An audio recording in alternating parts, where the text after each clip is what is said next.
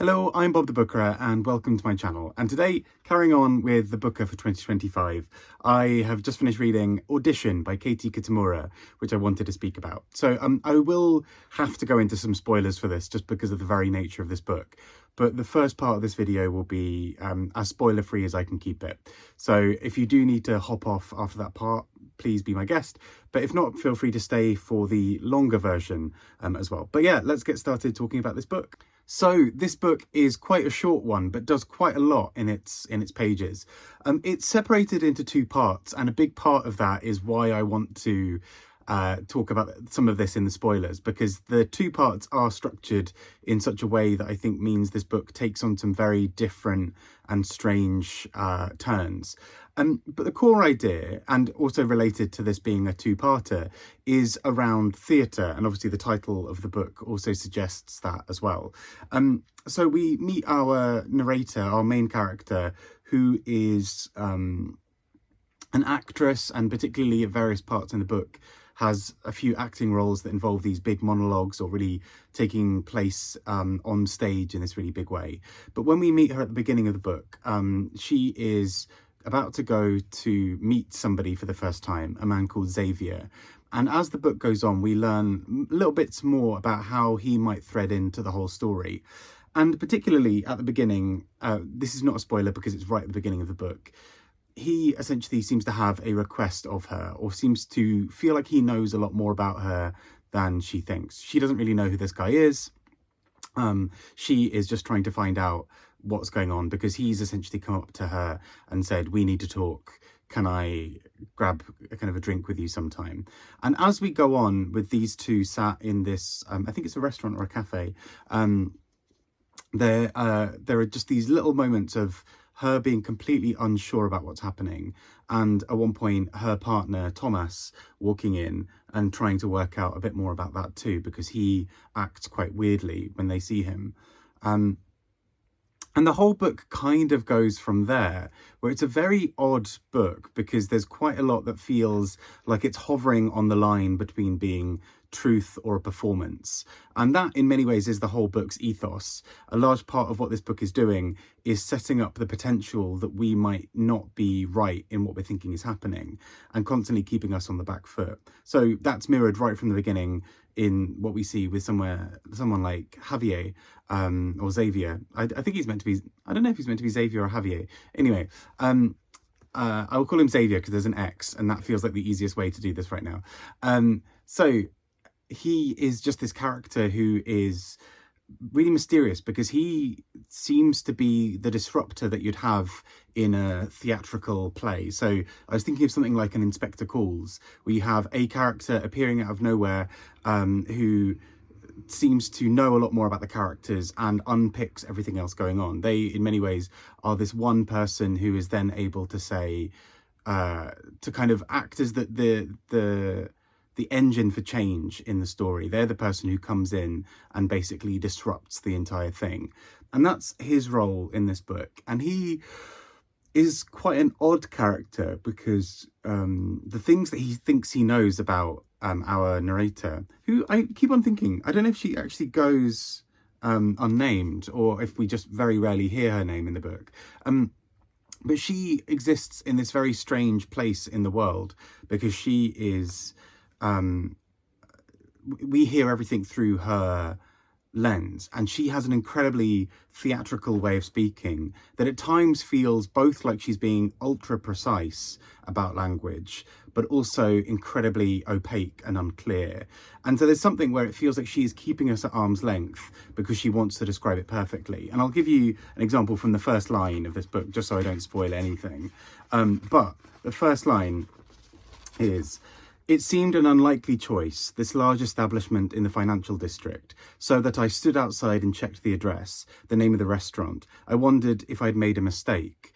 And there's something about the kind of length of that sentence, and it carries on like that all the way through, but this very opaque form of telling you something where she will give you something incredibly precise, like she needs you to know that it is a certain color of brown that reminds her of this one thing or whatever. That's just an example. But she will also spend 3 or 4 lines getting to that. And so in some ways, it feels like she's being very honest and upfront with you, but she's also holding you off. And this book, without spoiling anything else, just for people who kind of need to jump off before I go into spoilers, I mean, I really enjoyed this. It's a real head scratcher.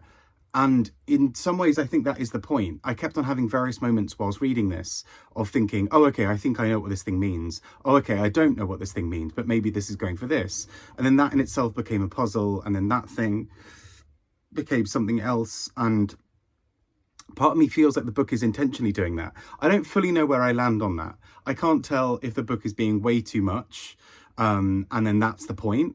Or I don't know if it's unfair to criticize it for doing too much, because it's also going to take that and do something else, and it's very character led with this idea of this cadence of the main character that we hear everything through. So it's a tricky one, because I can't quite work out where it sits. At times I thought this was genius, at times I thought I was being really held off from understanding something, but does that make it more genius because it requires you to sit and work with it? Is it a book that in many ways is asking you to take notes, to do homework, to draw out lines of how people are connected? All of those sorts of things kind of come up in this book, and so I can't tell if that makes it great or really frustrating or both. But overall, I really enjoyed this a lot more than I was expecting to. And it has been probably one of the more polarizing ones on the list so far, with I've seen a lot of reviews that have given this sort of 1, 2, 3 star ratings and quite a lot of 5s. And so it's one of those books that sits in that weird place between those things. So we shall see. I greatly enjoyed it, but let's go into some spoilers, because it's really difficult to talk about this book without going into some of this. So, with spoilers in effect, this book does some really odd things in terms of trustworthiness and timelines. And I said at the beginning that this is a book that is in 2 parts, and that is a really critical part of what happens here. Not long before we go into the second part of the book, we have a quote from somebody. I think it's a character in some kind of piece of writing that's been done, who talks about the first part being about somebody realizing their problems and the second part overcoming them. And in the first part of this book, we learn that Javier is believes that he is the son of our character. And the reason he believes this is because they look quite alike, and there are quite a few references throughout the book of how similar they look. And our character talks about an article that was published where she gave an interview years before. And in that interview, she had said that she had lost a child. In a way, she was, in her mind, she was talking about an abortion, but the way it was written about made it sound as if there was a child out in the world who she no longer had contact with.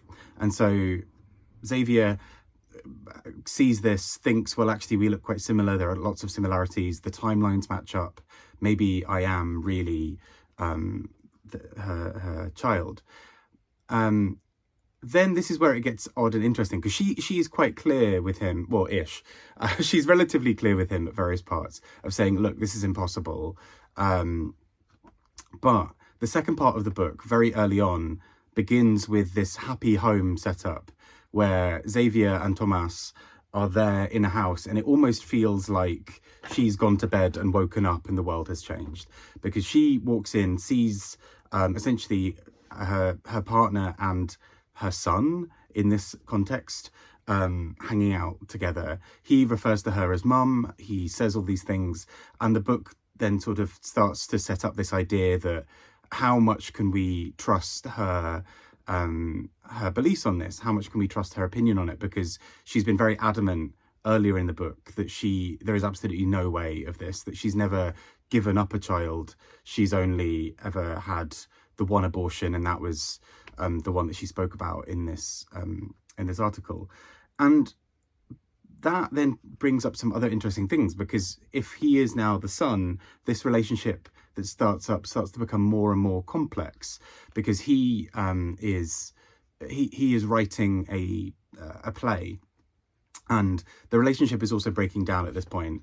Our character believes that Thomas and Xavier are hanging out and becoming too close, and she's sort of feeling squeezed out. And this becomes even stronger when Xavier starts dating somebody called Hannah, and she moves in, and then within a week is gone in this sort of blaze of argument and everything else. And so there's this real turbulence. And meanwhile, she is this odd character who is still speaking in this very complicated or rather obfuscating kind of way, all of which feels like a monologue on stage. And we know at this point in the book that she is still working as an actress, but is coming to the end of a run of something where she's no longer feeling the same buzz while she's reading the words or saying the words out loud. She no longer feels that same thing. She's ready for a new challenge. And this is then where we start getting towards the end of the book, where we learn that Xavier has written a screenplay, has written something for the stage. He's written a play, and he wants them to read it. He wants Thomas and our main character to read them.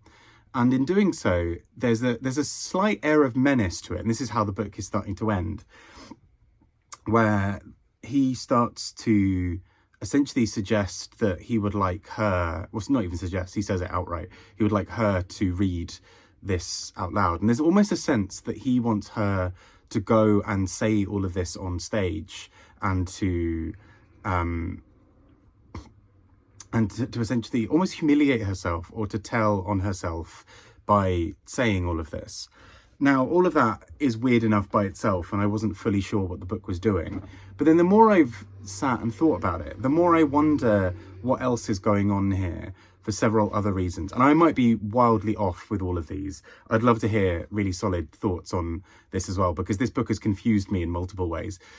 The book is called Audition. And so part of me wonders, is this early sort of meeting in a restaurant with Xavier, is that meant to be an audition for him to join the family? And this kind of, they're both playing these roles of doing these various things. Is it meant to be him auditioning her to kind of say, here is this woman who I'm going to either take down and make embarrass herself, or that I genuinely do think she is my mother, and I want to find a way into having her in my life? Or is it just all of these other things of, is it that the whole book is a dreamt scenario with characters playing their roles, and what we're really seeing is two different acts of the same play that if you were to watch it on stage would be very confusing? And actually so much of this book feels very play-like, because you have moments where a character will move, pick something up, and it's the way it's narrated feels like you are reading stage directions almost, or that you're reading something very theatrical in the way that it's framed. And so that's something I found really engaging about this book, that it has this way of being written that is so stylized as to feel like you are reading something entirely based in the theatre world, which the book is, but also that doesn't negate it from potentially being a theatre production in itself. And there's almost a feeling that I had, at least in the book, that what we are reading is being set up as two different versions of a similar story, or two acts of a play, all of which is some fabricated thing of characters being moved around, which is also what novels do, but there's almost a sense of Katie Kitamura pulling the strings in a way that we are part of this. We are the audience who is made to question everything that's happening in front of us. We've got a two-act play in front of us that doesn't fully make sense initially on paper until you really think about it.